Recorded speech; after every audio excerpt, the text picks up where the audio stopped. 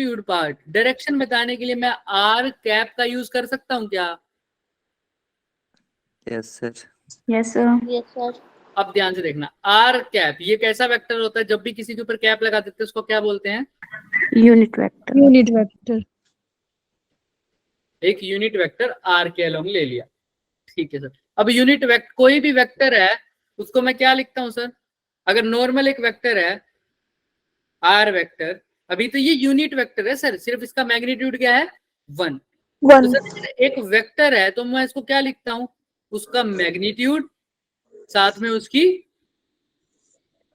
Magnitude और साथ में क्या होता है उसकी डायरेक्शन।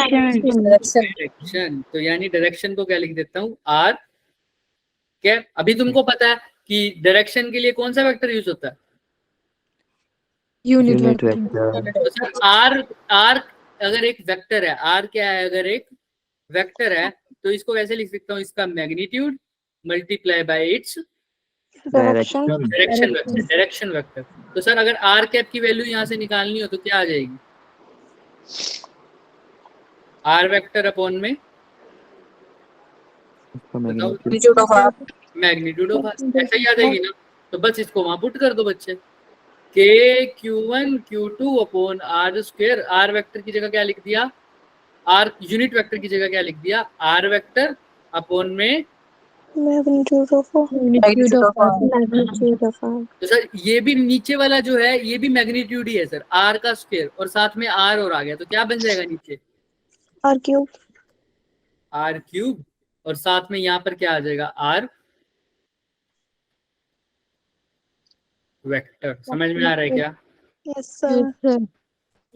ये हो गई vector form of Coulomb's law. Vector form of Coulomb's law. यहाँ पर ये पार्ट इसका मैग्नीट्यूड डिनोट कर रहा है और ये पार्ट इसकी डायरेक्शन। देख लो, कोई दिक्कत किसी को? No sir. अच्छे से देख लो, अच्छे से हो जाएगा क्या? बताओ। Yes sir. सर स्टार्टिंग से बता देगा। थम्स अप किया करो जब भी समझ में आ जाए ना, थम्स अप फेंक दिया करो मेरे पास। चलो बढ़िया sir. F21 is equal to के Q1 Q2 अपॉन में आर क्यूब और आर क्या? आर क्या है? ये आर, ये वाला आर जो है बच्चे, ये किसके बीच में वेक्टर डिनोट किया हुआ है? Q1 और Q2 के लिए। अब इसको डायग्राम में देखो, ये दिख रहा है, ये सर Q1 है, ये Q2 है, इनके बीच में जो वेक्टर है वो कौन सा वेक्टर है? आर। R vector. दिख रहा है क्या? तो यही यहाँ पर लिख दिया, ये है कूलम्स लॉ की वेक्टर।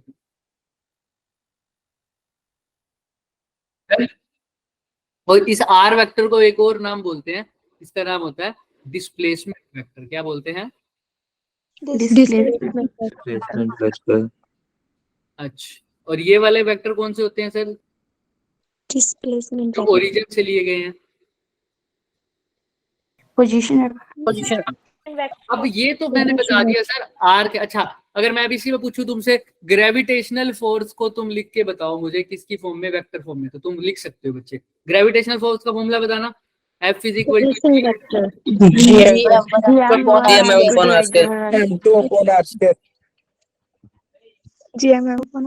ये जूम हो गई क्या तुम्हारी भी स्क्रीन? Yes sir. ठीक है, आर क्यूब लिख दूं क्या? GM1 अपॉन, अब वेक्टर फॉर्म में लिखना तो नीचे क्या लिख दूंगा? आर का क्यूब और यहाँ पे क्या लिख दूंगा? Are vector. सेम है क्या सब कुछ?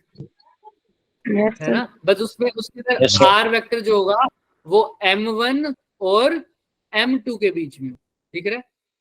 इस लाइन के अलोंग, M2 के बीच में नहीं बोलूंगा, इस लाइन के अलोंग बोलूंगा, इस लाइन के अलोंग।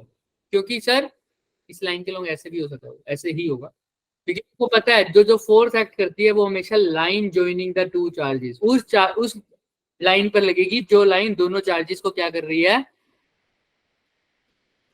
क्या कर रही है? जोड़ रही है। तो सर अब किसी की भी तुम डायरेक्शन लिख लो, तुम ऐसे ही लिखोगे, मतलब यूनिट वेक्टर फॉर्म लिखोगे वो ऐसे ही लिखोगे, के Q1 Q2 अपॉन में आर क्यूब आर वेक्टर। हो जाएगा? डन। चलें आगे। Yes sir. अब इसी को दूसरे तरीके से पढ़ते हैं। देखो सर, ये तो आपने बता दिया के Q1 Q2 अपॉन में आर क्यूब, वहां पर जो आर वेक्टर है ना सर, ये वाला आर वेक्टर, ये है डिस्प्लेसमेंट वेक्टर। अब इसी चीज को मैंने किसकी फॉर्म में लिखना है sir? Position. Position. Position vector की फॉर्म में अगर लिखूंगा तो वो कैसे लिखूंगा, कौन बताएगा मुझे? सर पोजीशन वेक्टर हमेशा कहाँ से लिए जाते हैं? Origin से. और वो क्या बताते हैं सर? पोजीशन बताते हैं। अगर Q1 यहाँ से यहाँ तक Q1 के लिए मैं पोजीशन वेक्टर ड्रॉन करूं तो ओरिजिन से लेकर Q तक एक लाइन खींच दूंगा। R1 किसका पोजीशन वेक्टर हो गया? 4। किसको किसकी पोजीशन बता रहा है R1? Q1 और Q1 की, तो ये Q1 का पोजीशन वेक्टर हो गया। ऐसे ही ओरिजिन से Q तक के वेक्टर को क्या बोल दूंगा? किसका पोजीशन वेक्टर? Q2 का. Q2 की पोजीशन बता रहा है R2 है सर वो, तो R2 किसका पोजीशन वेक्टर हो गया? Q2 का। और जो Q1 की पोजीशन बता रहा है वो कौन सा वेक्टर है? R1.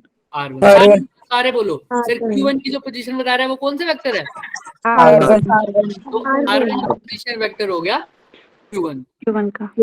Q1 का. अब तुम्हें पता है सर वेक्टर्स कैसे लिखते हैं सर? हम अगर मैं वेक्टर्स की बात करूं तो सर, अगर ये मेरे पास एक वेक्टर है, इसको मैं रब कर दूंगा यहाँ पर, देखो साइड में सर। अगर सबको पता है, मैंने वेक्टर्स रिवाइज करने के लिए नहीं बोला था वैसे, अगर ये एक वेक्टर है, ये एक वेक्टर है और ये एक वेक्टर है, तो बताओगे इनमें से रिजल्टेंट वेक्टर कौन सा होगा? मैं इसको अच्छे से बनाऊं तो ये एक वेक्टर है, दिख रहा है सबको? Yes sir. Yes. ये एक वेक्टर है बच्चे,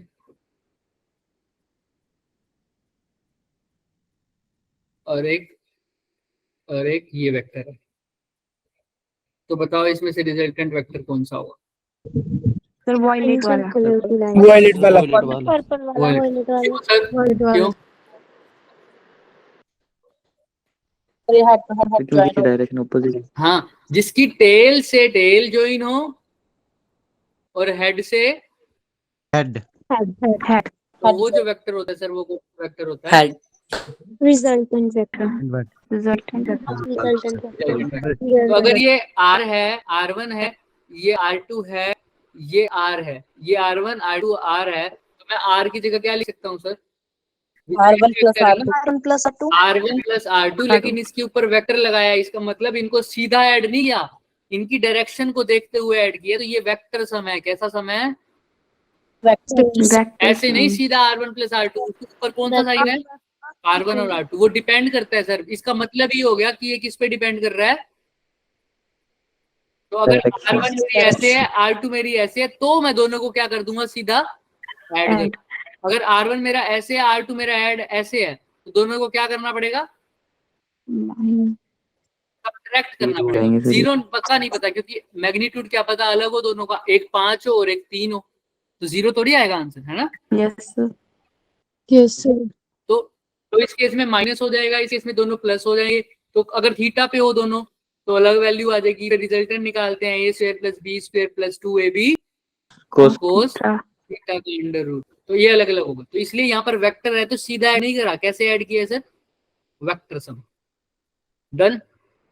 यस सर। चलो बढ़िया। तो सर यहाँ तक तो हो गया सर डायरेक्शन की बात। सर ये हो गया रेडियस, तो मैं इसको ऐसे लिख देता हूँ ना सर, r की जगह R1 प्लस R2।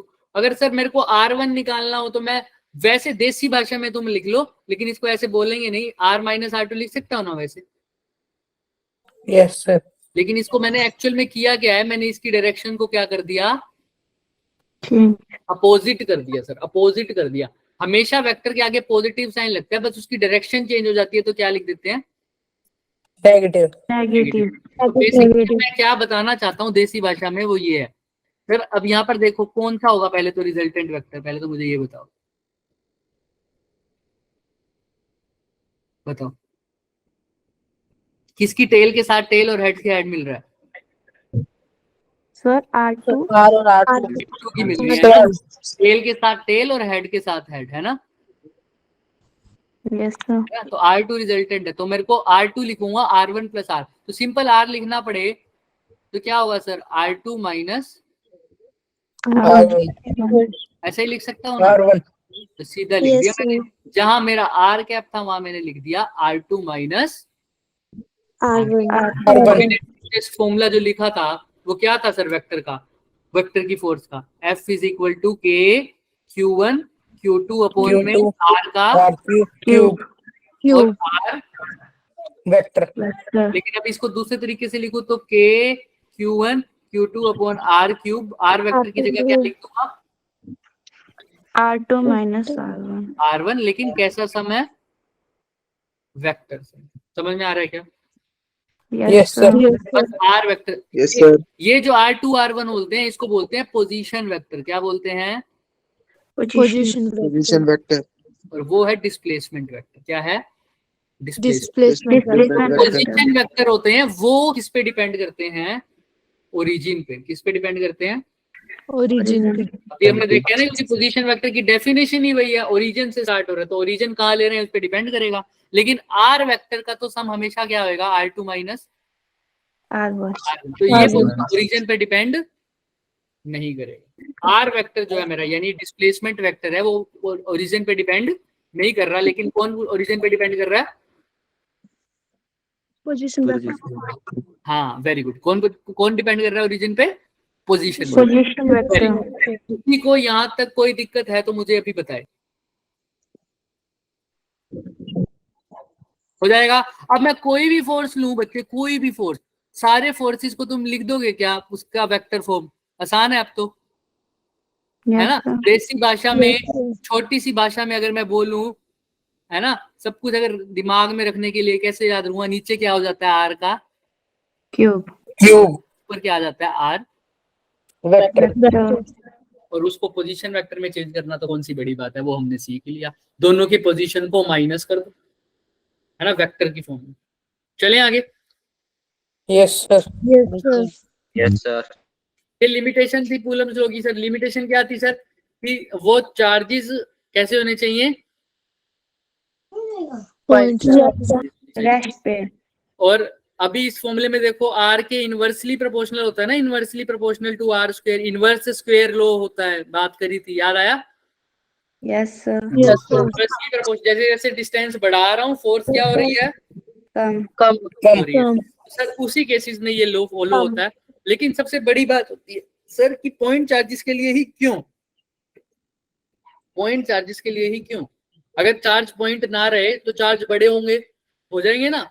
तो उस केस में हमें देखना भी पड़ेगा चार्जेस के साइज, यानी उनकी डायमेंशन पे, डायमेंशन का भी फर्क पड़ेगा किसके ऊपर? Force के ऊपर। तो उस केस में हमको डायमेंशन भी देखनी पड़ेगी। लेकिन अभी तक देखो कूलम लॉ में कहीं लेंथ का फॉर्मूला आया, कहीं रेट डिस्टेंस की जगह और कुछ भी आया हो, लेंथ एरिया वॉल्यूम आया कहीं? No, sir. तो डायमेंशन के बारे में अभी कोई बात ही नहीं हो रही सर। तो इसलिए कहा है सर पॉइंट चार्जेस पे। समझ में आ रहा है? Yes, sir. पॉइंट चार्जेस नहीं हुए तो पहली बात तो डायमेंशन की बात करनी पड़ेगी। डायमेंशन की वजह से इनके ऊपर जो फोर्स है उसका इफेक्ट पड़ेगा।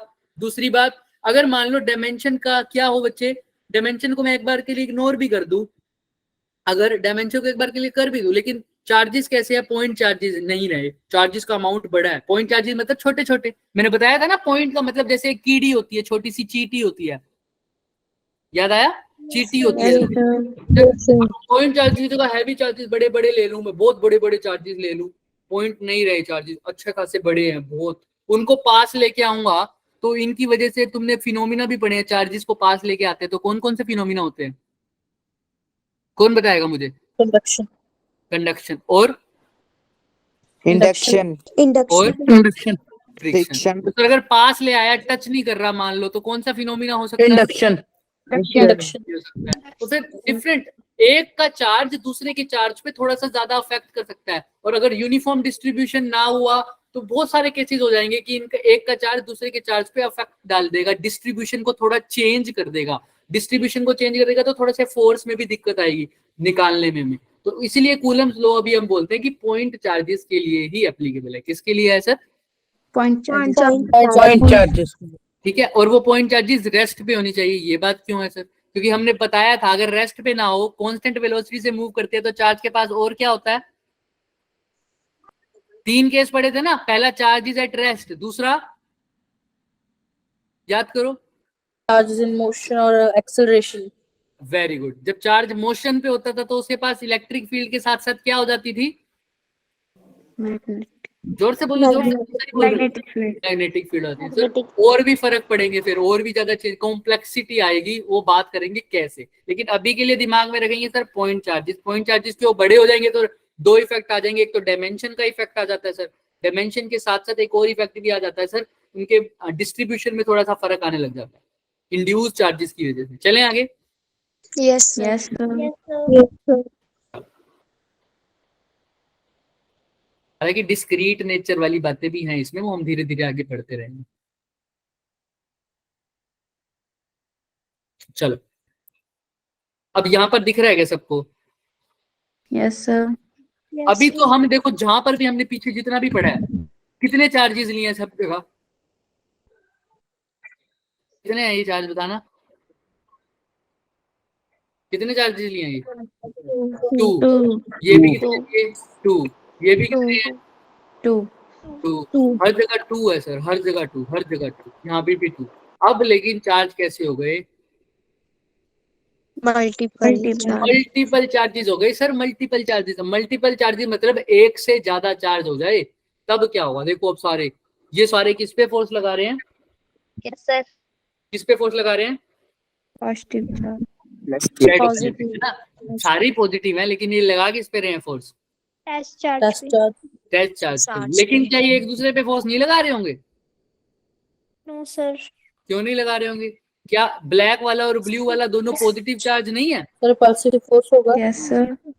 हाँ, तो रिपल्सिव फोर्स होना चाहिए ना सर। तो अब बात करते हैं कि हम किसको स्टडी कर रहे हैं। हम टेस्ट चार्ज के ऊपर स्टडी कर रहे हैं अभी, है ना, कर रहे हैं ना, उसके ऊपर फोर्स की बात कर रहे हैं। तो हम सारी फोर्सेस किसके ऊपर बात करेंगे? सिर्फ टेस्ट चार्ज के ऊपर। जैसे हम बात करते थे मैकेनिक्स में, हर जगह अगर एक ब्लॉक को रस्सी के साथ टांग देता था, मतलब, है ना, और एक मेरे पास साथ में मान लो पुली भी है यहाँ पर, है ना, तो सर क्या पुली पे फोर्स नहीं लगती थी? लगती थी सर। क्या ब्लॉक पे फोर्स नहीं लगती थी? लगती थी। लेकिन मैं एक टाइम पर एक चीज को स्टडी करता था। अगर मैं ब्लॉक की बात कर रहा हूँ तो सारी फोर्सेस किस पे दिखाता था? सिर्फ ब्लॉक पे। पुली की बात कर रहा हूँ तो सारी फोर्सेस किस पे दिखाऊंगा? पुली पर। तो जिसकी बात करें, अभी मैं टेस्ट चार्ज की बात करूंगा तो टेस्ट चार्ज पे। समझ में आ रहा है? अब एक खास बात सुनो बच्चे। Yes sir. सपोज करो ये रेड वाला चार्ज तो था, ये कौन सा वाला चार्ज सर? रेड वाला चार्ज अकेला पड़ा था, दिख रहा है सबको? Yes sir. यहाँ पर ब्लू वाला चार्ज भी अकेला पड़ा था, दिख रहा है सबको? सर ये उस टाइम पर जो ब्लू वाला चार्ज रेड वाले पे जो चार्ज पे फोर्स लगा रहा था, तो कितनी लगा रहा था? मान लो 5 यूनिट्स। कितनी?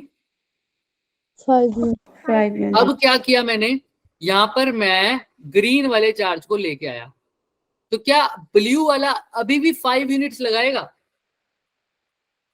क्वेश्चन ध्यान से सुनना। क्या ब्लू वाला अभी भी 5 यूनिट्स लगाएगा? क्या चेंज हो जाएगी अब उसकी फोर्स? नो सर, चेंज हो जाएगी। ब्लू वाले की चेंज हो जाएगी। क्यों? सोच के बोलना, क्यों? क्वेश्चन जिसको समझ नहीं आया वो हैंड रेस करे पहले। क्वेश्चन जिसको समझ नहीं आया, मैंने कहा कि पहले, हाँ सुन लो सुन लो सुन लो, मैंने बोला रेड वाला चार्ज दिख रहा है सबको, दिख रहा है ना? Yes sir. रेड वाला और ब्लू वाले पहले इकट्ठे बैठे थे, तो ब्लू वाले ने रेड वाले पे एक फोर्स लगाई, इसकी वैल्यू कितनी आई? 5 यूनिट्स।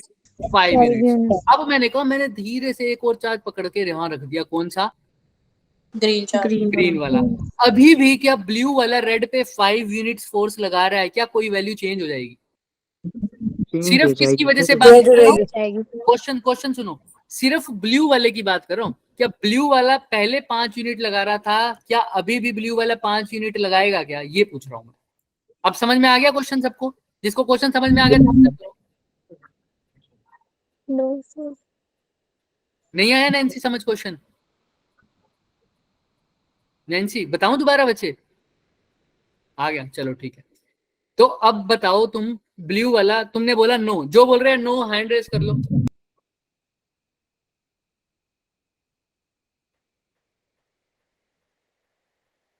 चलो करिश्मा बताओ, क्यों ऐसा लगता है तुम्हें कि चेंज हो जाएगी फोर्स?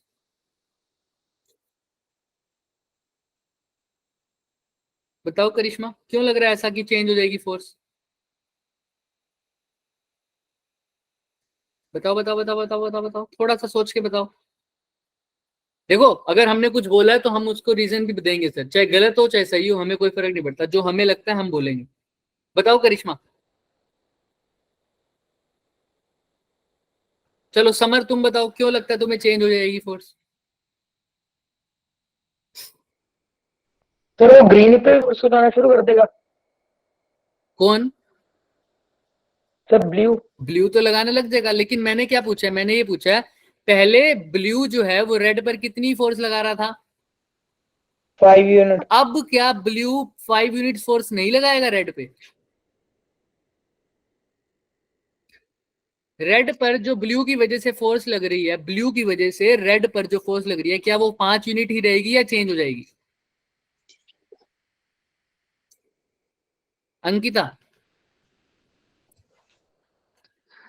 सर जो ग्रीन वाला हम लगाएंगे उसके साथ वो भी कुछ फोर्स लगाएगा रेड वाले की तरफ। रेड वाले के ऊपर फोर्स लगाएगा, बिल्कुल सही है। बट अब यहाँ पर ध्यान रखना, बहुत सही आंसर दिया, बहुत सही। देखो दोनों का आंसर ठीक है, देखो लेकिन ठीक पूरी तरह से नहीं है। मेरी बात सुनो, मैंने क्या बोला, तुमने कहा अब ग्रीन वाला भी क्या फोर्स लगाएगा, किस पे? रेड वाले पे। रेड वाले पे। तो मैंने मान लिया ये फोर्स लगा रहा है ग्रीन वाला, लेकिन क्या जो ब्लू वाले ने फोर्स लगाई थी वो चेंज हो जाएगी क्या? नहीं सर, ब्लू वाले ने जो रेड पे फोर्स लगाई थी वो तो वैसी की वैसी रहेगी, एक और फोर्स नहीं आ जाएगी जिस जो किसकी वजह से लगी होगी? ग्रीन वाले की वजह से।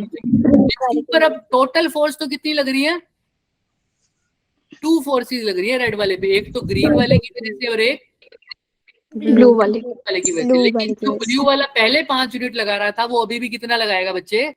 5 यूनिट। एक एक्स्ट्रा फोर्स आ जाएगी जो ग्रीन वाले ने लगाई है, तो नेट फोर्स क्या हो जाएगी सर? चेंज हो जाएगी। मैं मान रहा हूँ रेड को पहले एक ही बंदा फोर्स लगा रहा था भाई, लेकिन अभी भी अब कितने लगा रहे हैं? 2। तो चेंज हो जाएगी, लेकिन ब्लू पहले 5 यूनिट लगा रहा था तो अभी भी कितनी लगाएगा? 5 यूनिट। एग्जाम्पल, ये सबको दिख रहा है? Yes sir. सबको ये दिख रहा है सर? अगर मैंने मान लूं मेरा ये हाथ इस पे 2 न्यूटन की फोर्स लगा रहा है राइट तरफ, राइट कितनी लगा रहा है? 2 न्यूटन की फोर्स लगा रहा है। अब यहाँ पे मेरा दूसरा हाथ आ गया जो 7 न्यूटन की फोर्स लगा रहा है। कितने न्यूटन की? 7 न्यूटन की। इस तरह ये 2 न्यूटन की फोर्स अब गायब हो जाएगी, और क्या ये कम हो जाएगी 2 न्यूटन से? अब सर ये हाथ अभी भी कितनी ही लगाएगा? 2 न्यूटन। और फोर्स एक्स्ट्रा लग गई, उसकी वैल्यू कितनी है? 7 न्यूटन। ना? समझ में आ रहा है? तो इसके इस वाले हाथ के आ जाने से इस वाले हाथ की फोर्स का कोई फर्क नहीं पड़ रहा इस केस में, चार्जेस के केस में। तो इसको कैसे लिखते हैं? अब इसको मैं एक क्वेश्चन से समझाता हूँ, थोड़ा सा समझो। अब यहाँ पर एक रेड वाली, ये ग्रीन वाली बॉल थी, दिख रही है सबको? मैं एक फर्स्ट चार्ज लेके आया इस पे, ये फर्स्ट चार्ज इस पे फोर्स लगा रहा है मान लो 25 न्यूटन। कितनी? 25। अब मैं यहाँ पे 10 चार्ज और ले आऊं, second, fourth, fifth, sixth, seventh, eighth, ninth, 10th। अब बताओ ये 1 वाला इस बॉल पर कितनी फोर्स लगा रहा होगा अभी भी? 25 यूनिट। तुम यहाँ पर 1000 चार्जेस और ले आओ, जो फर्स्ट वाला चार्ज फोर्स लगा रहा होगा वो 25 रहेगी। 25। हाँ, लेकिन अगर ये चारों ले आओगे सब, तो ये सारे भी इसके ऊपर फोर्स लगाएंगे, जिसकी वजह से किसकी वैल्यू चेंज हो जाएगी? फोर्स एफ नेट की चेंज हो जाएगी। लेकिन जो पहले एक लगा रहा था वो अभी भी कितनी ही लगाएगा? 25। मतलब होता है कि अगर एक चार्ज दूसरे चार्ज पे जो फोर्स लगा रहा है वो इनकी वजह से कोई चेंज भाई, एक चार्ज दूसरे चार्ज पे फोर्स लगा रहा है, तीसरे चार्ज की वजह से उस पे कोई इफेक्ट नहीं पड़ेगा। देखो इस लाइन को पढ़ो ध्यान से, क्या लिखा हुआ है? The force between remains due to the presence of due to the presence of third charge. इसने तो थर्ड बोला, मैं कह रहा हूँ fourth, fifth, sixth, seventh, eighth, ninth, 10th, कितने चार्जेस ले आओ, सबकी वजह से जो चार्ज फोर्स होगी वो क्या रहेगी? अफेक्टेड। Unaffected. समझ में आ रहा है क्या? Unaffected. Yes, sir. Yes, sir. इसका मतलब क्या है देसी भाषा में बोलो तो अगर एक अलग से पढ़ा है इस बॉल के साथ तो 25 लगा रहा है, तो एक किसी और के साथ भी पढ़ा होगा तब भी कितनी लगाएगा? 25। इसको कोई शर्म नहीं है, ऐसा नहीं है कि यहाँ इससे बड़ा बंदा आ गया तो ये 25 न्यूटन की फोर्स नहीं लगाएगा उसी रिस्पेक्ट में, नहीं। कह रहा है भाई तुम 1000 चार्जेस ले आओ, मैं तो पहले भी 25 लगा रहा था, मैं अभी भी कितने लगाऊंगा? 25. हो जाएगा क्या सबको समझ में? Yes, sir. अब एक बात समझो मेरी, अब ये क्यू चार्ज दिख रहे हैं सबको ये बीच में, Yes, sir. अब इसकी वजह से, और ये आसे पासे चार्जेस दिख रहे होंगे Q1 Q2 Qn। Yes, sir. Yes, sir. फिर अब यही देख लो, सपोज करो ये Q1 भी Q पर फोर्स लगा रहा है, Q2 भी Q पर फोर्स लगा रहा है, Q3 भी लगा रहा है और Q4 भी लगा रहा है, तो इन सब की वजह से सर क्या होगा? फोर्स लग रही होगी। तो कुछ पूछ रहे क्या? चलो ठीक है सर, ये Q जो है इसके ऊपर फोर्स लगा रहा है, Q1 भी लगा रहा होगा, कौन सी डायरेक्शन में लगाएगा? Yes, sir. दो इन दोनों को लाइन ज्वाइन करेगी उस डायरेक्शन में, वो इधर भी लग सकती है और इस डायरेक्शन में भी। इस डायरेक्शन में तब लगेगी जब दोनों चार्ज कैसे हो? बताओ। ये चार्ज इसको उधर कब धकेलेगा? जब इन दोनों का नेचर कैसा हो? Opposite. Same. Same. अपने पास कब खींचेगा? जब अपोजिट। Opposite. यहाँ पर Opposite. Q2 चार्ज लग गया तो हमेशा कौन सी लाइन पे लगेगी फोर्स? जो इन दोनों चार्जेस को क्या कर रही होगी? कितनी बार कर लिया हमने? दोनों चार्जेस को क्या कर रही होगी? Join. ज्वाइन कर रही होगी। अभी ये फोर्स लगेगी F2 इधर की तरफ, F1 इधर की तरफ, तीसरा चार्ज ले आऊं यहाँ पर तो ये इस डायरेक्शन में लगाएगा ना, देख, क्योंकि यही जो लाइन है यही तो ज्वाइन कर रही है Q3 और Q को, है ना? तो इसकी तरफ लगेगा F3। किसी को यहाँ तक कोई दिक्कत? No, sir. अच्छा, अब मेरे को ये बताओ, अगर यहाँ पर Q4 पड़ा है तो बताना ये फोर्स कहाँ लगाएगा? 4 ऑप्शन देता हूं। एक ऑप्शन है सर इस लाइन के लोग, एक ऑप्शन है सर इस लाइन के लोग, सेकंड लाइन के लोग या फर्स्ट लाइन के लोग? पहले तो यही बताओ मुझे। फर्स्ट लाइन का है। First line. First line क्या? वो चार्जेस को जोड़ती हुई लाइन तो यही है ना सर, तो फर्स्ट लाइन के लोग लगाएगा। समझ में आ रहा है? Yes, Yes, sir. sir. चलो सर, ये हो गया। अब जब नेट फोर्स की बारी आएगी, अब नेट फोर्स तो हमने अभी भी बोला क्या आएगी सर? चेंज हो जाएगी, है ना? तो ये हो गया इसकी सर, यहाँ पर Q4 लग लो, इसको बोल दिया F4। तो 4 फोर्सेस लग रही हैं, F1 F2 F3 और F4. सर अब Q पर जो चार्ज नेट फोर्स आएगी वो सब की वजह से आएगी, F1 की वजह से भी, F2 की वजह से भी, F3 की वजह से भी और Four की वजह से भी। ये हो जाएगी F नेट। अब इन सबको ऐड तो किया, लेकिन ऐड कैसा किया इन दोनों सबको? कैसा सम है ये? Vector. ऐसा मत कह देना F1 की वैल्यू F3 की वैल्यू अगर 2 है, F2 की 2 है, F1 की 2 है, F4 की 2 है, तो इसकी वैल्यू हो जाएगी 2 F नेट की 2 + 2 + 2 + 2 यानी 8 न्यूटन। क्या ऐसा होगा क्या? बताओ। अगर मैं बोलूं F1 भी 2 न्यूटन है, F2 भी 2 न्यूटन है, F3 भी 2 न्यूटन है, F4 भी 2 न्यूटन है, तो F नेट क्या 8 न्यूटन हो जाएगा क्या? No, क्यों? sir. No, sir. हाँ, हर्ष कुछ बोल रहे हैं, हर्ष।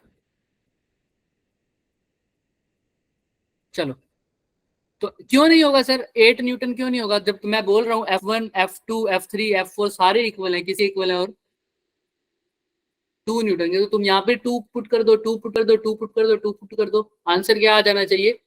8। लेकिन तुम तो ना बोल रहे हो, क्यों भाई? कौन बताएगा? अच्छे से सोचो, आंसर क्यों नहीं आते? इसलिए न्यूमेरिकल्स के आंसर नहीं आते हमारे, हम इस एक्सप्रेशन को नहीं समझ पाते ये क्या लिख रहा है। बताओ 8 क्यों नहीं लिखोगे आंसर में?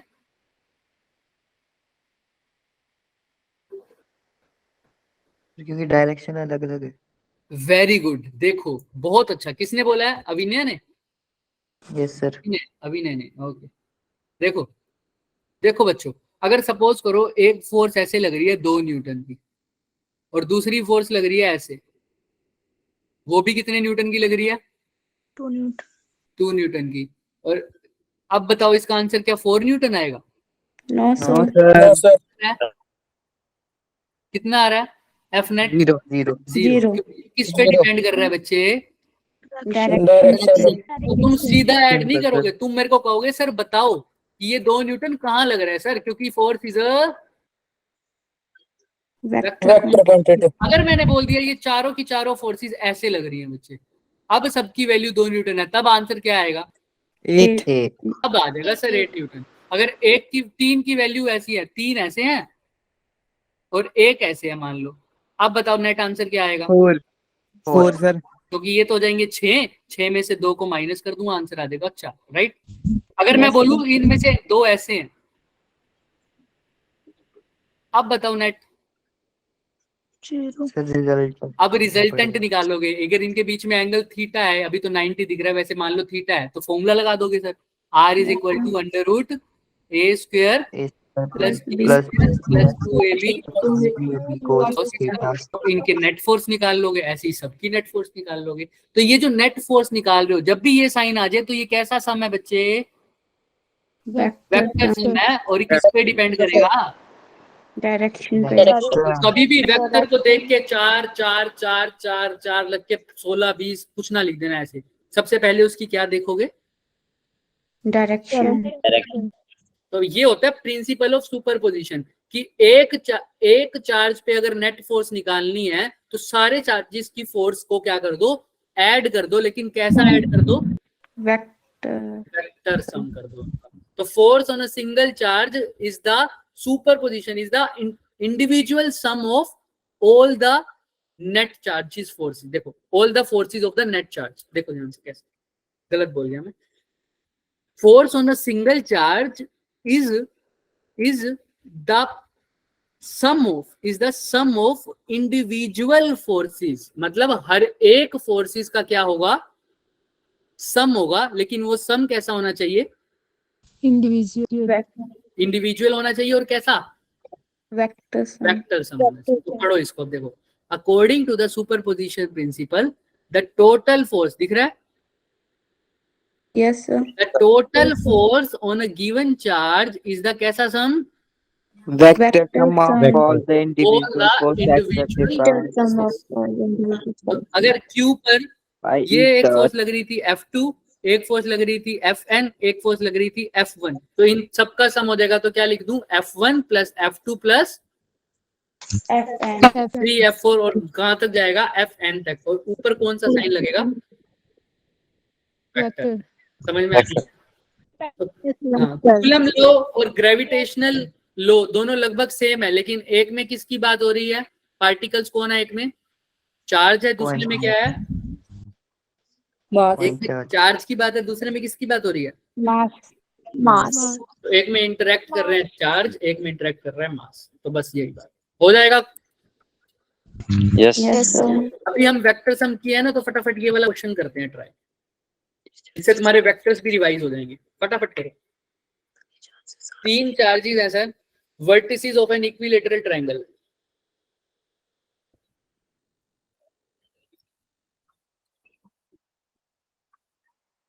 दिख रहा है सबको? पहले बात तो Yes, sir. जिसके ऊपर फोर्स लग रही है वो मूव करेगा। कौन मूव करेगा? जिसके ऊपर फोर्स लग रही है, ना कि जो फोर्स लगा रहा है। ऐसा थोड़ी है अगर मैं बात कर रहा हूँ मोबाइल की, तो मैं मोबाइल पे फोर्स लगा रहा हूँ, तो मैं किसका मोशन को बात करूंगा? किसकी मोशन की बात करूँ? मोबाइल की या मेरे? मोबाइल मोबाइल की ना? मोबाइल। हाँ, तो याद रखना।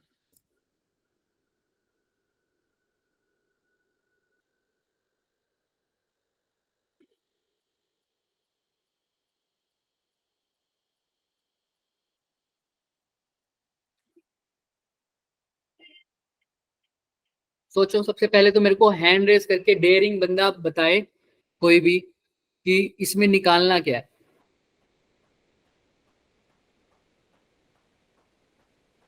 न्यूमेरिकल से डरेंगे नहीं, हम रोज न्यूमेरिकल लेके आएंगे, रोज न्यूमेरिकल लेके आएंगे, ताकि तुम्हें न्यूमेरिकल की आदत हो जाए।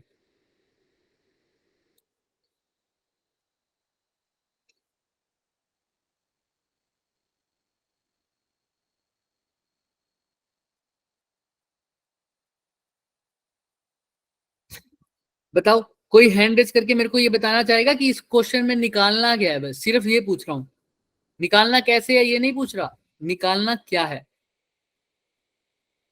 हाँ लावण्या बताओ। सर फोर्स निकालनी है। वेरी गुड, किसके ऊपर निकालनी है? ए वर्ड्स पे। हाँ हाँ बोलो बोलो। ए ए पे पर निकाल। हाँ ए पर फोर्स निकालनी है सर। किस पे निकालनी है सर? ए पर फोर्स निकालनी है। अच्छा बिल्कुल ठीक है सर, ए पर फोर्स निकालनी है तो पहले तो ये बताओ ए पर फोर्स लगा कौन रहा है? सी। बताओ। BC एक तो बी चार्ज लगा रहा है और एक C तो बी और सी लगा रहे हैं ए पर फोर्स। चलो आ जाओ, आधा काम तो यही खत्म हो गया। ए पर फोर्स निकालनी है सर, ए पर। चलो अब बात करते हैं सर, ए पर फोर्स लगाएगा बी और सी। अगर बी ए पर जो फोर्स लगाएगा क्या वो अफेक्ट करेगी क्या सी को? No sir. No sir. तो इसीलिए No जब sir. मैं बी की बात करूंगा तो मैं सी को भूल ही जाऊंगा। बी तो पहले भी जितनी फोर्स लगा रहा था वो उतनी ही लगाएगा, तो सी को भूल जाओ। चलो पहले सी की बात कर लेते हैं, तो किसको भूल जाऊं? बी को। B को तो सर जब सी, पहले तो बताओ इसको लिखूंगा कैसे? एफ सी ए लिखूंगा या एफ ए सी लिखूंगा? FC एफ ए सी, क्योंकि force on A due to C ज्यादातर ऐसे ही लिखते हैं। कई लोग सी ए भी लिख देते हैं लेकिन फिर वो मेंशन कर देते हैं कि सी ए का मतलब है फोर्स ऑन ए, लेकिन हमको तो पता ही है जनरल नोटेशन यही है। एफ ए सी की बात कर रहा हूँ, ठीक है। तो पहले इसकी डायरेक्शन की बात कर लें। बताओ कौन सी डायरेक्शन में लगाएगा? The line joining the two, force कहां लगती है? Line joining the two charges, right? ये याद Yes, रखो इस line, line joining two charges. वहां पे दूर की तरफ भी लग सकती है और पास की तरफ। तो लाइन ज्वाइनिंग टू चार्जेस यही है ना, दो चार्जेस ए और सी के लाइन ज्वाइनिंग, ये डॉटेड लाइन है ना। Yes sir. तो इसी लाइन के पास लगेगी। अब अंदर की तरफ लगेगी या बाहर की तरफ वो तुम बताओ, मतलब नीचे या ऊपर बताओ। ऊपर की तरफ। ऊपर सर। ऊपर क्यों? क्योंकि दोनों एक दूसरे को क्या कर रहे होंगे? रिपेल। रिपेल। सर ये हो जाएगी एफ ऑफ ए सी इस डायरेक्शन में, राइट? ये एरो की डायरेक्शन है ना, एरो की डायरेक्शन में, ठीक है सर। अब मेरे को बताओ F of A B. Attracting force. Attractive. पहले तो बताओ इसकी लाइन ज्वाइनिंग कौन सी है? ये वाली, ए और बी को जो लाइन ज्वाइन कर रही है। Yes sir. बताओ अब कौन सी तरफ होगी इसके? इधर नीचे की तरफ या ऊपर की तरफ?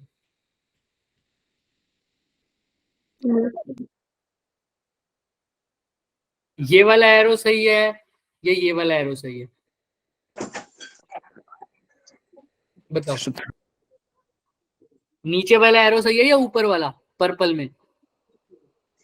दोनों नीचे मूव कौन करेगा? प्लस क्यू मूव करेगा या minus Q? Plus Q. Plus Q, क्योंकि जिसके ऊपर फोर्स चेक कर रहे हैं वही।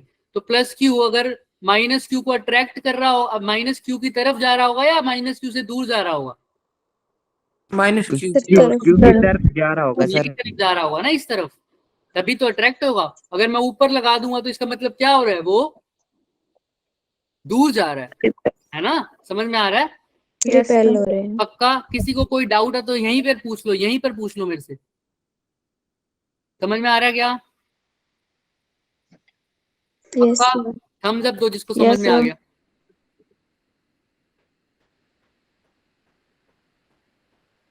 चलो तो सर ये तो दो फोर्सेस मैं ऐसे लगा दूं। एक तो मेरा सर ये वाली फोर्स बन रही है जिसको मैंने एफ ए बी बोला है, इस डायरेक्शन में, है ना। और एक कौन सी लग रही है मेरी? एफ AC ए सी, वो इस डायरेक्शन में लग रही है क्या? देख लो यही डायरेक्शन है ना दोनों की, एक इस डायरेक्शन में लग रही Yes है, sir. इस डायरेक्शन में लग रही है। तो अब ये दो वेक्टर्स हो गए, तो लेकिन ये दोनों क्या एक दूसरे की सेम डायरेक्शन में है? No sir. No sir. Opposite direction में है? Yes sir. अपोजिट में भी नहीं है पूरी तरह। तो हम कौन सा फॉर्मूला यूज करते हैं? इनके बीच में एंगल देखूंगा थीटा, और कौन सा फॉर्मूला यूज कर दूंगा? रिजल्ट। अंडर रूट ए प्लस cos थीटा। अब ये जेई वाले बचे एम सर थीटा तो हम यूं ही निकाल लेंगे, ट्रायंगल इक्विलेटरल है गिवन है। तो सर ये भी 60 होगा क्या? Yes sir. 60, 63. कोई मेरे को बता सकता है ये वाला एंगल, इन दोनों के बीच में ये वाला एंगल कितना होगा? 120. 120। Very good. 120. सबको समझ में आती है? Yes sir. 180 minus इसको 60 नहीं equal to तो 1. देख लो, ये 60 हो जाएगा ना, अपोजिट बिल्कुल, है ना? तो ये 60 है, तो ये दूसरा कितना है 180. बताओ? 180। 180 sir. मैंने ऐसे बनाया बच्चे, ये 60 है तो ये पूरा कितना है 180। तो मेरे को सिर्फ अंदर वाला निकालना है, ये कितना हो जाएगा 120. 120। किसी को कोई भी डाउट हो रहा है तो बच्चे मेरे से पूछ लो, आ जाएगा 120। Yes sir. Yes, sir. Thumbs up. 180. 120 बीच में है ना। नैन्सी तुम्हारे तक ना मेरी आवाज शायद थोड़ी सी लेट पहुंच रही है ना, ऐसा लग रहा है मुझे, थोड़ा नेटवर्क का इशू है शायद। ठीक है, तो थीटा की वैल्यू तो हो गई सर 120। Very good. अब यहाँ पे इस फॉर्मूले में थीटा की जगह तो 120 लिख दूंगा, लेकिन ए और बी की बात कर ले। अच्छा मैग्नीट्यूड पूछूं मैं तुमसे, ए और ए जो फोर्स, सी जो फोर्स लगा रहा है ए पर, तो कैसे निकालोगे?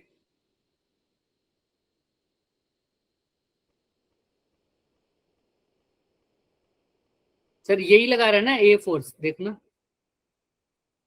इस डायरेक्शन में जो फोर्स लगा रहा है वही लगा रहा है ना एफ ए सी। ये Yes sir. एफ ए सी। तो इसका इन दोनों के फॉर्मूला क्या होता है? के क्यू स्क्वायर अपॉन में आर स्क्वायर ना। दोनों का चार्ज तो क्या है सर? Yes Q sir. ही है, तो के क्यू का स्क्वायर अपॉन में डिस्टेंस इन दोनों के बीच में क्या है, ये कितना होता है? तो के क्यू स्क्वायर अपॉन में ए स्क्वायर। ऐसे ही एफ ए बी की वैल्यू कोई बताएगा मेरे को? सिर्फ मैग्नीट्यूड, माइनस साइन को इग्नोर कर दो, डायरेक्शन तो हमने ले ही ली ना, सिर्फ अब चार्ज के मैग्नीट्यूड की बात कर रहा हूं मैं। तो इन दोनों के बीच में भी चार्ज क्या है सर? क्यू। क्यू और क्यू, तो सीधा के क्यू स्क्वायर लिख दूं क्या?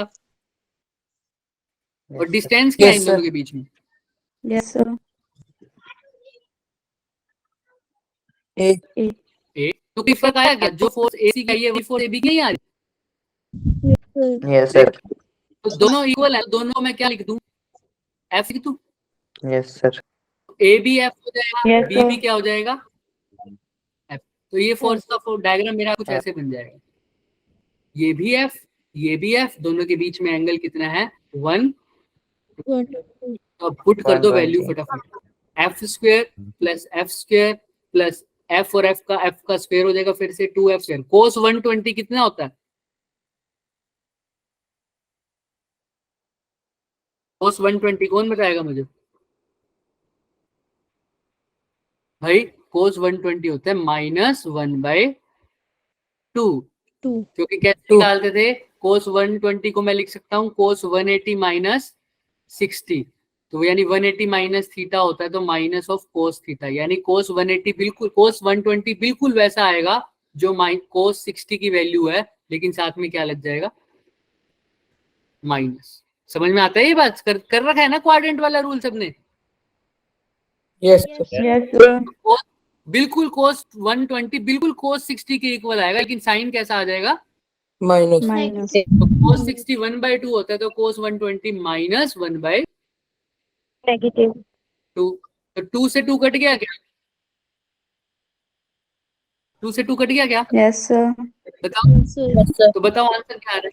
नेट आंसर क्या आएगा यहाँ पे? बताओ, तो बताओ। एफ की देख के ध्यान से। √2f square. हाँ, √2f स्क्वायर या √f स्क्वायर? ये एफ भी तो है बच्चे, ये वाला। सर तो ये सोच- माइनस का नहीं हो जाएगा? हाँ, तो ये एफ से स्क्वायर से ये एफ स्क्वायर कट जाएगा माइनस का, तो क्या रह गया सिर्फ? F square. अंडर। हाँ, तो सिर्फ क्या रह जाएगा? एफ स्क्वायर से भी रूट कट गया, तो क्या रह गया सिर्फ? F. आंसर आ गया, नेट फोर्स आ रही है एफ, और एफ की वैल्यू तो तुम निकाल ही चुके हो, क्या है? के क्यू स्क्वायर अपॉन में A square. यही नाली थी ना सबसे पहले, Yes, k sir. Q square upon में स्क्वायर, तो सर वही थी। आंसर आ गया। k की जगह बस इन्होंने क्या लिख रखा है, 1/4 पाई, बोलो 1/4 पाई एप्सिलॉन। बट ये आंसर नहीं होगा। आंसर सही है तुम्हारा, लेकिन इस वाले केस में ये आंसर नहीं होगा। बताओ क्यों, अभी देखते हैं। अच्छा, सबसे पहले तो मेरे को इसकी डायरेक्शन बताओ भाई। अगर ये एक मेरे पास वेक्टर होता है ए, ये एक वेक्टर होता है बी, इनका रिजल्टेंट कहीं इनके बीच में होता है ना। Yes sir. ऐसे ही अभी जो हमारा केस था, वो एक वेक्टर ऐसा था, एक वेक्टर कैसा था, ऐसा था। तो जो नेट वेक्टर होगा इनके कहीं बीच में होगा ना, यस सर। Yes, बिल्कुल sir. बीच में होगा, क्योंकि ये वैल्यू और ये वैल्यू बिल्कुल सेम है, तो नेट वेक्टर इनके बीच में होगा। तो नेट फोर्स की डायरेक्शन ये वाली होगी, लेफ्ट साइड, जो कि आई है हमारी k क्यू स्क्वायर अपॉन में A square. जो भी, तो लेफ्ट में है तो इसलिए माइनस लगा देंगे। तो ये वाली साइड आई है ना, ये वाली डायरेक्शन। तो इस डायरेक्शन में मैं बोल सकता हूँ ये एक फोर्स है मेरी, ये दूसरी फोर्स है, नेट फोर्स इस डायरेक्शन में है ना, एफ नेट। तो बताओ ये जो एफ नेट है, ये बीसी के पैरेलल है या परपेंडिकुलर है? Parallel. पैरेलल। तो हमारी नेट फोर्स की वैल्यू आई है, ये बीसी के कैसी आई है, पैरेलल आई है। Parallel. लेकिन देखो इसने जो फोर्स में पूछा है, इसने बोला है तो फोर्स निकालो, डायरेक्शन कैसी होनी चाहिए, normal. Normal to BC. Normal मतलब परपेंडिकुलर। नॉर्मल का मतलब क्या होता है, Perpendicular. लेकिन जो हमारी नेट फोर्स आई है वो क्या परपेंडिकुलर आई है बीसी के? नो सर, वो तो कैसी आई है, Parallel. पैरेलल की आ रही है। परपेंडिकुलर कोई कंपोनेंट आ रहा है नेट फोर्स का? नहीं आ रहा। No. नो सर, तो आंसर क्या आ जाएगा, आंसर क्या आ जाएगा, 0। -q. अगर क्या होता कि नेट फोर्स बताओ पैरेलल टू बीसी, तो आंसर क्या आता, ए। First. बस आता या बी आता? उसमें से सर B मैग्नीट्यूड आता है क्योंकि पैरेलल में माइनस लग जाएगा। Mine. हाँ, वो तुम्हारे वो इसके ऊपर है कि वो कौन सा, वो अगर ये बात पूछता ना मैग्नीट्यूड, तो वो माइनस का साइन हटा के ही पूछता। तो या तो तुम्हें ऑप्शन ए दिखता या ऑप्शन बी दिखता। समझ में आ रहा है? लेकिन Yes, इतना sir. बात समझ में आ रही है ना कि अगर पैरेलल पूछा होता तो 0 आंसर नहीं आता। 0 आंसर क्यों आया है, सिर्फ क्योंकि क्या पूछा हुआ कंपोनेंट, परपेंडिकुलर। परपेंडिकुलर। तो क्वेश्चन हमने बिल्कुल सही निकाला था, लेकिन पैरेलल कोई कंपोनेंट ही नहीं था सर। हो जाएगा क्या क्लियर? Yes, sir. मैंने बोला तो इसको हम छोटे से 2 सेकंड में भी कर सकते हैं बच्चे, वो मेथड भी बताऊंगा। सिर्फ 2 सेकंड में कर सकते हैं इस क्वेश्चन को, क्योंकि इस क्वेश्चन में तो हमें कैलकुलेट करने की जरूरत ही नहीं है, क्योंकि इसने जो परपेंडिकुलर वाला कंपोनेंट पूछा है वो तो आएगा ही नहीं। वो मैं 1 सेकंड में बता सकता हूँ, लेकिन अभी नहीं करेंगे। वो तब करेंगे जब हम शॉर्टकट के क्वेश्चन कर रहे होंगे ना, फटाफट करने होंगे, निपटाने होंगे, तब करेंगे। ठीक है, Yes, sir. तो ये हो जाएगा हमारे पास बच्चे। क्या टाइम हो गया, 9 हो गए। चलो 1 सेकंड, ये वाला क्वेश्चन अब ट्राई करो एक। अभी चार्ज पहले तो ये बताओ, जिसको पिछले क्वेश्चन में थोड़ा सा भी प्रॉब्लम है वो हैंड रेज कर लो फटाफट। हाँ लावण्या बोलो। थोड़ा सा एक्सप्लेन कर दो कि लास्ट के लिए। हाँ बताओ कौन सा पार्ट एक्सप्लेन करूँ, बताओ। हाँ अरमान तुम भी बताओ कौन सा पार्ट एक्सप्लेन करूँ, बताओ। सर एंडिंग वाला जहाँ पे डायरेक्शन पैरेलल। एंडिंग वाला फोर्स नेट पैरेलल कैसे आई है, ये वाला। Yes sir. तो देखो एक फोर्स मेरी ऐसे थी क्या, एसी थी ना, देखो यस ये इस Yes, sir. डायरेक्शन में लग रही थी। और बीसी वाली कौन से में लग रही थी सर, बीए वाली, सॉरी एबी वाली, इस डायरेक्शन में, है ना। Yes sir. तो अगर एक बंदा मेरे को ऊपर इधर की तरफ खींच रहा है, एक बंदा इधर की तरफ खींच रहा है, तो मेरी मतलब किसी ऑब्जेक्ट को, तो नेट फोर्स बीच में लगेगी ना, इनके यस सर। बीच में कहीं लगेगी। Yes sir. और मैं बिल्कुल इक्वल अमाउंट में खींच रहे हैं दोनों, तो बिल्कुल बीच में नेट फोर्स लगेगी। तो नेट फोर्स की वैल्यू क्या है, इस डायरेक्शन में नहीं आ जाएगी, इस वाले में नहीं। हाँ तो बस यही बताया Yes, कि sir. नेट फोर्स इसमें क्या हो जाएगी, बिल्कुल बीच में आ रही होगी कहीं। तो वो हमने ड्रॉ कर दी। तो अब जब बीच में नेट फोर्स की डायरेक्शन है ये वाली, मतलब बीच में नेट फोर्स की डायरेक्शन है एफ नेट, तो देखो इस नेट फोर्स की डायरेक्शन बीसी के परपेंडिकुलर है या पैरेलल है, पैरेलल पैरेलल है, लेकिन इसने क्वेश्चन में पूछा है द फोर्स बताओ on the A in a direction normal to BC. BC के नॉर्मल मतलब बीसी के क्या होना चाहिए, अगर बीसी ऐसे है तो वो फोर्स ऐसी होनी चाहिए, परपेंडिकुलर, राइट। Yes sir. लेकिन ये हमारी जो फोर्स आई है वो बीसी के क्या आई है, पैरेलल आई है। और बीसी के बोलूं तो बिल्कुल एंटी पैरेलल आई है, तो आंसर में हमारा नेगेटिव आ जाएगा, लेकिन मैं मैग्नीट्यूड की बात कर रहा हूँ। तो बट अभी परपेंडिकुलर आ रही है या हमारी पैरेलल आ रही है, पैरेलल पैरेलल आ रही है। पैरेलल परपेंडिकुलर आ ही नहीं रही आंसर में, तो हमारा आंसर क्या आ जाएगा, पैरेलल आ जाएगा। लेकिन इसमें तो परपेंडिकुलर वाला कंपोनेंट कितना हो जाएगा भाई, Zero. फोर्स ही हमारी पैरेलल आ रही है, तो परपेंडिकुलर कोई फोर्स है ही नहीं। अगर कुछ है ही नहीं तो उसका आंसर क्या हो जाएगा, perpendicular zero zero zero. Zero. हो गया थर्ड, ऑप्शन थर्ड क्या है, जीरो। जीरो। समझ में आ रहा है क्या आप? Yes sir. Yes sir. चलो अच्छा ये क्वेश्चन है, अब इस क्वेश्चन को पहले तो समझो, इसको पूरी तरह से नहीं करेंगे अभी, सिर्फ हल्का सा करके छोड़ देंगे, 3 मिनट ही पड़े। एक चार्ज है जो अपोजिट कॉर्नर पर प्रेस करके, देखो मैंने इस क्वेश्चन में बहुत टाइम इसलिए लिया क्योंकि एक क्वेश्चन मैंने करवाना था, बहुत अच्छे से करवाना था। अब ऐसे ऐसे जितने भी क्वेश्चन होंगे पहले कौन ट्राई करेगा, वो कौन ट्राई करेगा, हाँ हम। तुम ट्राई करोगे। तो अब नेक्स्ट क्वेश्चन ऐसे ही देखो, एक चार्ज है जो अपोजिट कॉर्नर पे रखे हुए हैं, पहले तो एक स्क्वायर बना लो, स्क्वायर पे बोला हुआ है इसको, ठीक है। तो बताओ अगर एक चार्ज क्यू है अपोजिट कॉर्नर पे रखा हुआ है स्क्वायर के, तो अगर एक चार्ज क्यू मैं यहाँ रख रहा हूँ तो दूसरा कॉर्नर कौन सा रखूं, इस पे या इस पे, अपोजिट कॉर्नर बोला है इसने, तो दूसरा क्यू कहाँ रखूं, थर्ड कॉर्नर पे। इस पे, Yes, हाँ, sir. क्योंकि अपोजिट कॉर्नर तो यही है। बाकी दो कॉर्नर पे कितना चार्ज पड़ा है, माइनस क्यू कॉर्नर पे रख देते हैं माइनस का, क्यू माइनस का। तो सर अब एक बात बताओ, वो कह रहा है if the net electric force on Q, किसी भी कैपिटल क्यू पे जो फोर्स है वो क्या है, नेट फोर्स जीरो। Zero. तो क्यू बाई क्यू की वैल्यू बताओ। तो सबसे पहले तो तुमको इस क्वेश्चन में ये देखना पड़ेगा, इन क्वेश्चन में तो नहीं, मैं तुम्हें जान करके इसलिए बता रहा हूँ ताकि तुम्हें समझ में आई चीजें। तो सर पहले तो देखो क्या नेट फोर्स जीरो हो सकती है इस क्यू पर, चेक करते हैं सर। सर कौन कौन फोर्स लगा रहा होगा, माइनस क्यू प्लस क्यू, ये माइनस क्यू। जब माइनस क्यू फोर्स लगा रहा होगा तो कौन सी डायरेक्शन पे लगा रहा होगा, ये वाला, ये फर्स्ट चार्ज जब फोर्स लगाएगा तो लाइन ज्वाइनिंग था तो ये है, तो कौन सी डायरेक्शन में लगाएगा, एरो कहाँ लगाऊं, बाकी सबको भूल जाओ। अब ये दो चार्ज पड़े हैं तो माइनस क्यू प्लस क्यू को कैसे करेगा, अट्रैक्ट कर रहा है या रिपेल, Attract. एरो लगाऊं, Left. लेफ्ट में लगाओ सर। अच्छा इसमें बताओ इन दोनों के लिए कौन सी डायरेक्शन में लगाऊं, ये माइनस क्यू इस प्लस क्यू को क्या कर रहा होगा, Attract. कौन सी डायरेक्शन में लगाऊं, right sir. Downward downward.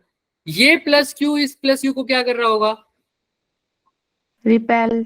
Arrow लगाऊं। पहले तो सर क्या लगाओ, line joining the two charges बनाओ। अब बताओ अट्रैक्ट करेगा या रिपेल, Repel. तो कैसे लगाऊं, ऊपर या नीचे, ऊपर। Upper.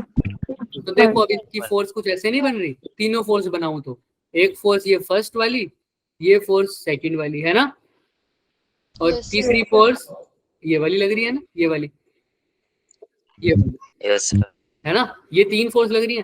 तुम एक बात बताओ सर, ये दोनों फोर्स का तो कुछ ना कुछ रिजल्टेंट आएगा, कहाँ आएगा, इनके बिल्कुल बीच में. सेंटर। जब भी किसी का रिजल्टेंट निकालो ना तो बाकी फोर्सेस को भूल जाओ, उसका काम खत्म ही हो गया। जिन फोर्सेस का रिजल्टेंट निकाला है ना उनको भूल जाओ। अब रिजल्टेंट किसका निकाला हुआ है, ये येलो वाला, फर्स्ट और थर्ड Second का. सेकंड, तो फर्स्ट और सेकंड को अब भूल जाओ, खत्म हो गया, क्योंकि उनका तो तुमने क्या निकाल लिया बच्चे, Resultant. रिजल्टेंट। तो अब तुम्हारे पास कितनी फोर्स रहेगी, सिर्फ एक. दो रहेगी ना, एक Resultant वाली फोर्स और एक ये 3 वाली। तो दोनों का डायरेक्शन क्या है, बिल्कुल Opposite. अपोजिट है। और अगर इनका डायरेक्शन अपोजिट है, मैग्नीट्यूड बिल्कुल सेम आया है तो ये कैंसिल हो जाएंगे ना, Yes, sir. वन 0. 0 आ जाएगी। तो नेट फोर्स 0 हो सकती है, मैं ये बता रहा हूँ नेट फोर्स 0 कैसे हो सकती है। ऐसे हो सकती है ना नेट फोर्स 0। तो Yes, इसी sir. Net Yes, sir. sir. को हम यूज करेंगे कल के लेक्चर में, और हम बताएंगे Q बाई Q की वैल्यू कैसे निकालें। पर अभी के लिए मैं सिर्फ ये बता रहा था नेट फोर्स 0 हो सकती है, वो कैसे होगी। इन दोनों की फोर्स को उस वाली फोर्स ने कैंसिल कर दिया होगा, तो नेट फोर्स क्या हो गई, 0। 0. अच्छा, अगर यहाँ पर मैं क्या ले लेता बच्चे, माइनस क्यू, ये माइनस क्यू है, ये प्लस क्यू है, ये माइनस क्यू है, और ये माइनस क्यू है। अब बताओ क्या प्लस क्यू पर नेट फोर्स 0 हो सकती है? सोच के बताना। No, sir. अभी भी सर करके देखते हैं। सर ये सर, हो माइनस क्यू जाएगी। कहाँ खींचेगा? ये माइनस क्यू कहाँ खींचेगा? माइनस है, ये भी माइनस है, क्या करेगा? रिपेल करेगा कहाँ भेजूं? Right right side. अच्छा, ये भी क्या करेगा? Repel Repel. तो कहाँ भेजूं? Right side. Down. ऊपर और ये कहाँ भेजेगा? ये नीचे वाला लाइन ज्वाइनिंग, इसको ये बताओ ना। ये प्लस क्यू वाला माइनस क्यू को क्या करेगा? अट्रैक्ट. Track. इस डायरेक्शन में खींचेगा। Yes, sir. तो मेरे पास 3 फोर्स आ गई। एक तो ये वाली फोर्स, एक ये वाली फोर्स, और एक कौन सी फोर्स आ गई सर? ये वाली फोर्स। ऐसी आ रही है। Yes sir. इस केस में क्या हो रहा है सर? इन दोनों का क्या निकलेगा? रिजल्टेंट. वो कुछ आएगा बीच में, ये और ये बिल्कुल क्या हो गई? अपोजिट। जिसका हो गया। रिजल्टेंट निकालना है उसको तो भूल ही जाऊं। तो अब ये दोनों एक दूसरे के अपोजिट हो गई, तो एक दूसरे को क्या कर देंगी? कैंसिल. Answer is 0। समझ में आ रहा है क्या? Yes sir. अब ये Yes, sir. क्वेश्चन तुम Yes, sir. क्या हो गए? ये माइनस, ये प्लस क्यू है, ये प्लस क्यू है, ये माइनस क्यू है, ये माइनस क्यू है। अब बताओ इस वाले चार्ज पे क्या नेट फोर्स 0 हो सकती है? अभी बता सकते हो तो अभी बताओ। No sir. बताओ कैसे?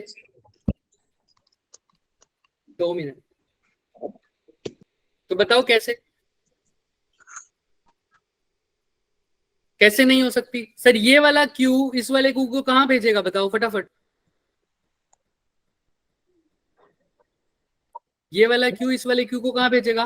Right. राइट साइड में। Right Right side. side. ये वाला क्यू अट्रैक्ट करेगा। Reflect. नीचे की तरफ, डाउन Yes, sir. और ये माइनस क्यू Right side. ऐसे। Attract और करेगा. 3 फोर्सेस ऐसी होगी क्या? एक फोर्स ऐसे है ना, एक फोर्स ऐसे हो रही है, एक फोर्स ऐसे हो रही है, तीसरी फोर्स कहाँ आ रही है सर? यहाँ। ऐसा है ना?